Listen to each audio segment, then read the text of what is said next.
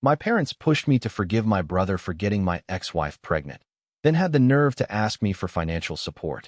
My wife, Chloe, 26F, cheated on me with my brother, Ryan, 26M, which is why I, 34M, recently got divorced. My family did choose them over me. And yes, that did happen, but karma had other ideas. To help you see how my entire life culminated in this awful betrayal, let me begin from the beginning. Ryan, who was born when I was 8 years old, was always the golden child while I was growing up in suburban Denver. In the eyes of our parents, David, 58M, and Susan, 56F, I seemed to vanish. Although they weren't particularly nasty, I was undoubtedly treated as an afterthought. This reality was pounded home to us during our entire upbringing. I can still clearly recall winning my first science fair in 6th grade. I devoted months to creating a functional model of solar system dynamics, replete with orbital calculations and revolving planets. I received first prize and a special commendation for mathematical precision from the judges. Ryan had a t-ball practice, not even a game, just practice, so my parents didn't attend the ceremony at all. The walls of our living room were covered with Ryan's participation ribbons, while my award remained unopened on the mantle for a week before vanishing into the basement. Our entire childhood was shaped by that.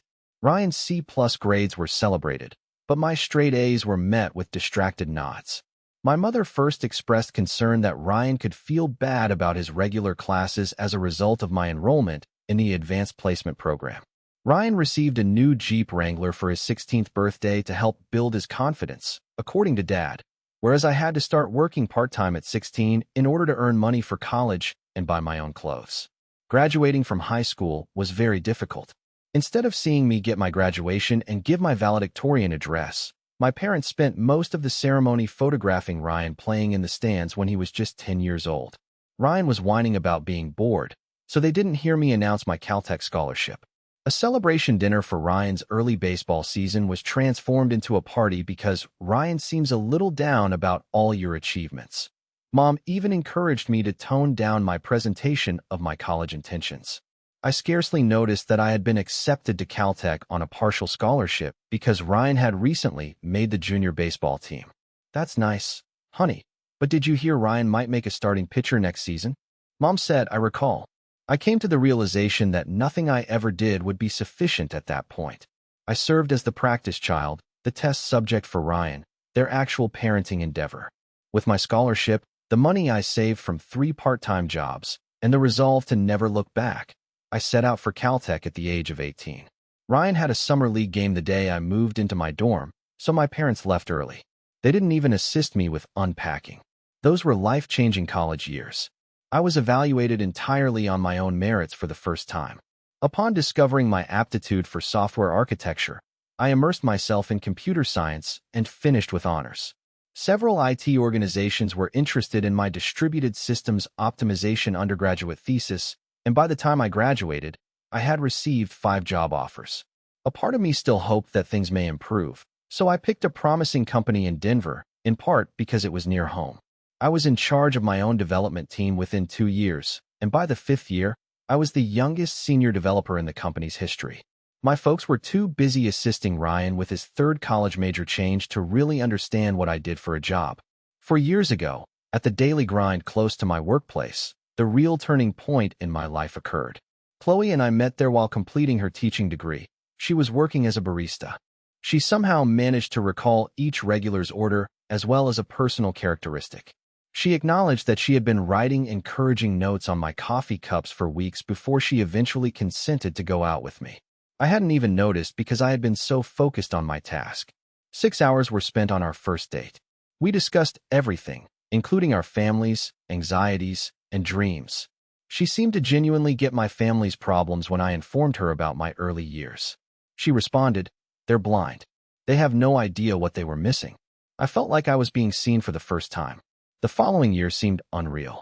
We prepared extravagant meals together, spent weekends discovering Denver's hidden bookstores, and went trekking in the Colorado Rockies. She pushed me to go for a big promotion at work, helped me get ready for the interviews, and celebrated my success more than anybody else. She shed joyful tears when I asked her to marry me after 14 months, saying she had been hoping I would. At the time, I believed our wedding was tiny and ideal. When my family arrived, they talked about Ryan's new job opportunity in Austin, Texas for the whole of the reception. In order to show everyone a text message from Ryan regarding his second interview, Mom actually cut short Chloe's father's toast. In hindsight, I should have recognized it as a warning flag, but Chloe dismissed it with a laugh, stating that she thought their commitment to Ryan was sweet. Our marriage was everything I could have imagined for 3 years. We began discussing starting a family, acquired a lovely condo in Boulder, and took trips when we could. Chloe made our house feel like the cozy, caring home I never had as a child by decorating it with pictures of our travels and planting a little container garden on our balcony. We were a team, she constantly asserted. She would remark, us against the world. Then Ryan got in touch last year. After failing to succeed in Austin, Texas due to the startup culture not being his vibe, he returned to Denver. He wrote me a lengthy email in which he expressed his longing for his older brother and his desire to mend our relationship. After growing up, he wrote, family should stick together. After a week of contemplation, Chloe urged me to give him a chance. People evolve, she stated. Perhaps they've come to terms with their losses. I decided to go out to supper with Ryan against my better judgment. Although awkward, the first meeting showed promise. Ryan seemed to have grown up and become more self-aware. He stated he wanted to make atonement and acknowledged that he had had it easy as a child. A week later, I introduced him to Chloe, and they clicked right away. Too well, as I would learn later. Everything appeared to be ideal at first. A couple of times a week, Ryan would stop by for dinner. He seemed genuinely interested in my work, brought wine, and entertained us with tales of his exploits in Austin, Texas. He even stood up for me when our parents began showing their customary partiality at Sunday dinners. In fact, I began to think that we might be biological brothers. Suddenly, however, things began to change. Ryan started unexpectedly visiting our home, sometimes while I was still at work. While she graded papers, Chloe stated, they were simply hanging out and that it was good to have company. He would remain for supper and use my coffee mug while chatting with my wife and making inside jokes. I chose to overlook the warning signs, which included their sudden silence when I walked into a room, Chloe's iPhone abruptly turning to the side when I sat next to her, their knowing glances at dinner, and their coincidental meetings at the Daily Grind or Whole Foods. The announcement of the pregnancy followed. We were eating dinner at home. Naturally, Ryan was present when Chloe broke the news. Although I was ecstatic, Ryan's response ought to have told me everything. He was not in the least bit surprised. Rather, he smiled with a knowing satisfaction that made my stomach flip. Ryan was there all the time after that. He would talk about how active he would be in our child's life, touch Chloe's stomach without asking, and make remarks about the baby's future. Despite my efforts to organize a romantic baby moon trip, he inadvertently invited himself. He said, the baby needs both of us, and Chloe concurred. I still remember the night I found out. I had been lying awake, mentally reliving months of dubious events. Chloe was on the nightstand, charging her iPhone while she slept peacefully next to me. I had never once looked at her iPhone in our 6 years together. I was a believer in trust and privacy, but I had a need to know something. They had hundreds of communications dating back 6 months. While I was at work, we had secret meetings in hotels, plans for their future together, conversations about their infant. Soon after he returned to my life, they had begun sharing a bed. They had intended to tell me after the baby was born, assuming that I would be too attached to the child to leave. Therefore, the pregnancy wasn't an accident. I felt my world come crashing down, message by message, as I read every single message till dawn. I was seated in our reading chair with Chloe's iPhone in my hand when she woke up. She was immediately aware of what I had found. She sobbed, "We didn't intend for this to occur. Ryan and I simply clicked.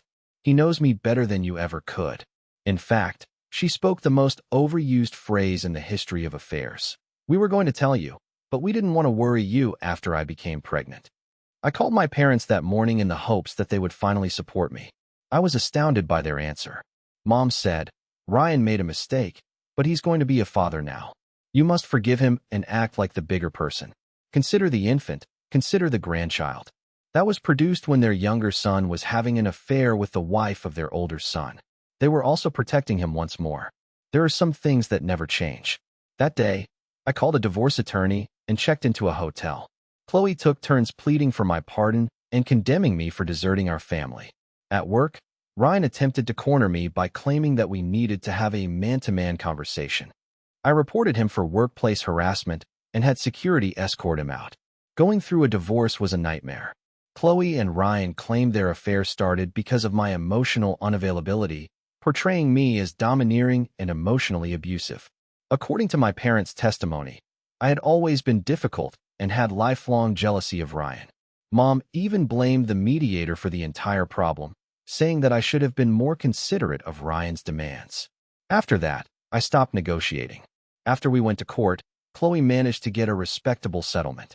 It seems that in Colorado, having an affair with your husband's brother does not waive alimony. Small success, though, like preserving the condo and the majority of my pay. I am currently 34 years old, divorced, and totally estranged from my family. I've changed my email, blacklisted their numbers, and told building security to never let them in. On certain days, I find myself questioning whether there is any way I could have avoided this if I'd been a better spouse, brother, or son. However, I later realized that I wasn't the one who deceived everyone. Turning family against family was not something I did. It's said that everyone eventually experiences karma. I'm not sure if that's accurate, but I do know that I'm sick of being the family scapegoat. Having to be understanding when everyone else gets away with ruining lives is something I'm tired of. I've lived my entire life as the one who has passed over, the second best option, and the afterthought. No more. However, just when I believed that things couldn't get much worse, they were about to get even more bizarre. Update 1. I assumed my family would finally leave me alone when I stopped communicating with them after the divorce. About a month has passed since everything happened, and I've been making an effort to concentrate on getting better and moving on. However, it seems that they had different ideas. When our office receptionist messaged me yesterday morning while I was in the middle of an important meeting with my development team, she said that my mother, Susan, was in the lobby and insisted on seeing me. She reportedly spent more than an hour there, telling everyone she just needed to talk to her son. Since my team had seen Ryan's prior incident at work, they could tell how uneasy I was. After ignoring her and carrying on with my job, my iPhone began to ring with calls from unidentified numbers. It seems that my mother had enlisted a number of family members to attempt to contact me. I thought it might be work-related when I finally answered one phone, but it was my Aunt Carol, 54F, with whom I hadn't spoken in years. Not even bothering to say hello, she began, "Your brother and Chloe are really struggling. Ryan still hasn't found a job, and the settlement money is running low. Well, no one wants to hire him after that." Ryan's reputation appears to have been ruined by his affair with Chloe, which somehow made its way into his professional network. After doing background checks, a number of prospective employers withdrew their offers. I couldn't help but notice the irony. For once, his actions had tangible repercussions. This is where it becomes ridiculous, though. In addition to purchasing groceries and paying their rent, my parents have also been paying for Chloe's prenatal medical expenses. My father's retirement funds are being depleted, and they are now in a panic as they run out of money themselves. Their remedy? They want me to provide financial assistance for the woman who deceived me and the brother who ruined my marriage. My mother didn't just show up at my office. She had a plan. She chose to ambush me at work since she knew I wouldn't return their calls. After threatening to stay until closing time, she launched into a prepared speech on forgiveness and family responsibilities when I eventually made my way down to the lobby to handle the problem. She easily forgot that I had to pay for my own college education when she remarked, "Your father and I have always provided for both our sons. It's time for you to take charge and support your brother during this difficult time." What I was hearing was unbelievable. A rough patch. My wife became pregnant after he had an affair with her, and he attempted to claim the child as his own. That is a purposeful set of decisions, not a tough stretch. She foolishly responded, "Well, if you had paid more attention to Chloe's needs before." I phoned security. I interrupted her and urged her to go. I loudly announced in the lobby that I was leaving my own brother and his unborn child behind before she left. Despite their support, a number of my coworkers found this to be humiliating. Ryan sent me an email later that evening. In order to get around my blocks, he had made a new account. Half-hearted apologies and barely disguised requests for financial assistance were mixed together in the email. He wrote about the difficulties Chloe was having with her pregnancy, something I was unaware of, how they were unable to pay for appropriate medical treatment, and how the stress was impacting my future nephew or niece. The attachment, a sonogram image, was what truly drew my attention. Even though the manipulation techniques were clear, they were attacking me emotionally with their unborn child, the result of their affair. In an attempt to take a new tack, my father arrived at my apartment complex the following day and pretended to be there only to talk. I declined to let him in when the front desk called.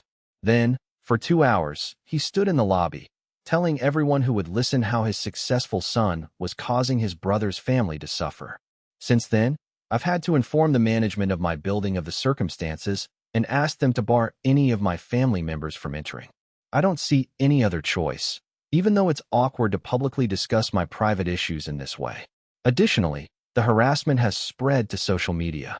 On Instagram, Chloe has been making vague accusations against me, claiming that she was abandoned throughout her pregnancy by her emotionally unavailable husband, adding his own remarks about how some people need to step up and take responsibility. Ryan has been reposting these posts.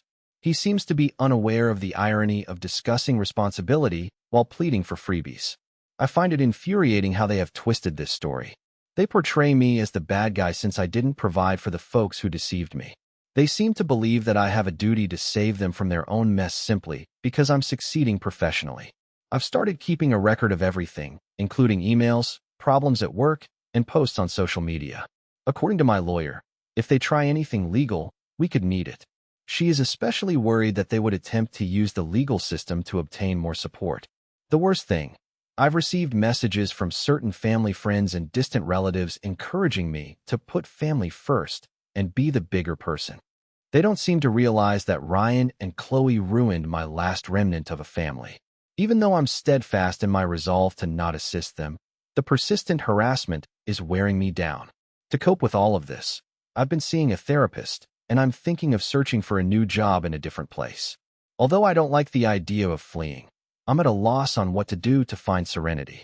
My own family has descended to a level I never imagined, but here we are. They are not merely pleading for assistance. They are attempting to intimidate and coerce me into giving money to the same individuals who ruined my life. I get a feeling that this isn't over yet. Desperate people do desperate things, and they're growing desperate. Update 2. Suddenly, my former partner's attorney sent me a notice. Ryan and Chloe were trying to sue me for further support, citing increased medical needs and changed circumstances. My lawyer, who had been recording all of their harassment incidents, was enraged but ready. Last week was the scheduled court date. It was unreal to enter that courtroom. Chloe was dressed to highlight her obvious pregnancy. Our parents sat directly behind them, looking smugly arrogant, while Ryan sat behind her in our father's old suit. First up was their lawyer, who told a story that almost made me chuckle. They claimed that because they had undervalued the emotional toll of the divorce, the initial payment was insufficient. They said that my pattern of workplace harassment had prevented Ryan from finding a job and even implied that the stress caused by my vindictive behavior was putting Chloe's pregnancy in jeopardy because it allegedly required specialized care due to high-risk issues. The way my lawyer responded was heartbreaking. She started by playing surveillance tape from my office building, which included my mother's theatrical displays, Ryan's violent conduct, and Chloe's attempts to enter through the rear door. She then presented social media evidence, including a detailed chronology of their campaign of online abuse. Their financial records were the true surprise. Ryan had rejected multiple jobs as being beneath him, not because he was having trouble finding employment as a result of my pestering. For the court's pity, Chloe had turned down a full-time teaching job in order to keep her jobless pregnant woman status. Chloe's prenatal records, which revealed a perfectly healthy pregnancy with typical expenses, were the most incriminating of all. They had been playing pawn with their unborn child. The judge was clearly upset. The judge interrupted their attorney when he attempted to explain that emotional discomfort warranted more help. Your clients seem to have committed perjury, counselor. Do you want to keep going in this direction? Their lawyer returned with a somber expression after a short break. Ryan was pale, Chloe was crying, and their united front had fallen apart. I was pleasantly surprised by the judge's decision. In addition to rejecting their motion, he also lowered my alimony payments by 60%. Parties who misuse the legal system are not viewed favorably by this court, he said.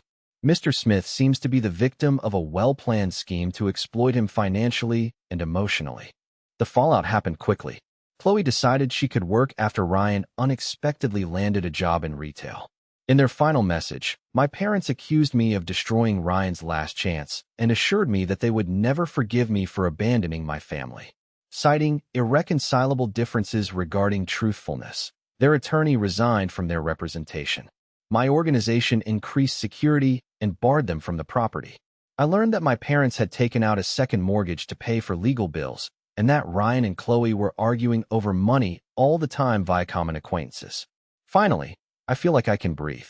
I can rebuild my savings thanks to the lower expenses, and I'm thinking about accepting a job offer in Portland, Oregon. Letting someone suffer the repercussions of their actions is sometimes the finest form of retaliation. However, I have a feeling that this story is far from over. Update 3. I want to start by thanking this community.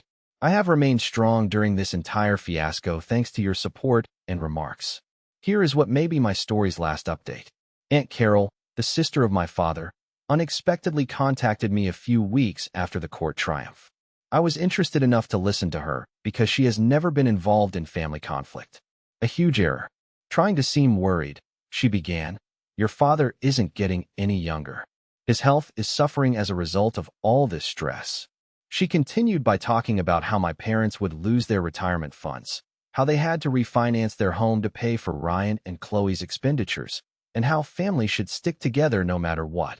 She changed strategy when I didn't react with pity right away. "Did you realize that every night your mother sobs herself to sleep?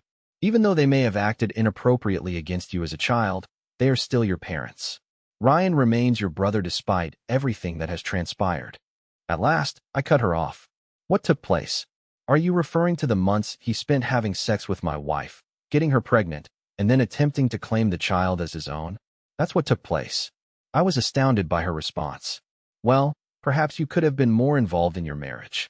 In fact, she attempted to place the blame for their affair on me, claiming that my jealousy of Ryan as a child had produced a toxic environment that pushed them together. It was so ridiculous, I laughed. Really laughed. Another member of the family was attempting to deceive me into taking accountability for Ryan and Chloe's behavior. What's different this time? It didn't move me at all. "Carol," I asked, "why don't you assist them if you're so worried about their financial status? Your husband's legal practice is doing well, and you possess 3 rental properties. Why am I the only one who is supposed to stand by them?" "That was different," she sputtered, adding that I had a special obligation as Ryan's brother. She said she didn't want to take sides when I asked her why she hadn't stepped in during all of this. "But now you're picking sides," I said. "You decided to come to me and demand that I pay for their consequences rather than admit the harm they caused." She then revealed what she believed to be her secret weapon. "Your father is thinking of retiring early because of stress. The house may need to be sold. Is seeing your folks lose everything because you're too proud to assist what you want." I said, "No, Carol. They're losing everything as a result of their decision to condone Ryan's actions. Once more, they, like Ryan and Chloe, are paying the price for their own decisions. And what do you know? I'm not responsible for fixing that. When I'm older and alone, family is all we have in the end." She emphasized, threatening that I will regret this. "No," I replied, "self-respect is all we have in the end, and I'm finally choosing to keep mine." In addition to blocking her number, I hung up her call. Her call, however, had the unanticipated benefit of providing me with clarity. I felt truly free for the first time from the obligation and guilt that had plagued me since I was a young child. I accepted the Portland, Oregon job offer later that day. The change of location feels appropriate, and the firm is providing a substantial promotion. I'm starting over and selling the condo. Yesterday, my coworkers threw me a farewell party. I learned what true support looks like from these individuals who supported me during the darkest months of my life. With the straightforward statement, "Your worth isn't determined by those who couldn't see it," my closest colleague gave me a card that was signed by everyone. I've discovered that family is about mutual support, respect, and trust rather than blood. The friends who supported me, the coworkers who shielded me, and ultimately myself, proved to be my true family. I'm done. To my parents, Ryan, Chloe, and now Carol, your decisions brought you to this point, and you are responsible for the results. I'm not available to be your ATM or your scapegoat anymore. For my part, I'm excited for my new life in Portland, Oregon. I'm thrilled about the initiatives that await me at my company's renowned West Coast location. More significantly, I can't wait to create a life in which I'm respected for who I am rather than compared to someone else's golden child. Writing my last post from an empty condo, surrounded by stacked boxes, seems oddly appropriate. I start driving west tomorrow. I'll be looking back on my past life with all of its suffering and family strife. Yes, their baby was born last week, in case you were wondering. No, I haven't contacted anyone or seen any pictures. I've closed that chapter of my life. Again, I want to thank Reddit for supporting me over this trip. When I was having self-doubt, your encouragement and counsel kept me going. Anyone going through a similar situation should know that their value transcends their family's treatment of them. Walking away is sometimes the most self-loving thing you can do. It's time to go. Cheers to fresh starts.